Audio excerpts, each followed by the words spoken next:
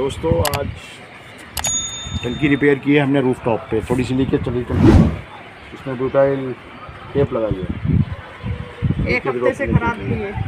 देखते हैं अभी क्या रिजल्ट आता है। ये वाली टेप लगाई है अभी पानी चला रहे हैं टंकी में, पानी चला रहे हैं, अभी देखते हैं। विनाइल ब्यूटाइल टेप तो आजकल चल रही है टंकियों की लीकेज रोकने के लिए।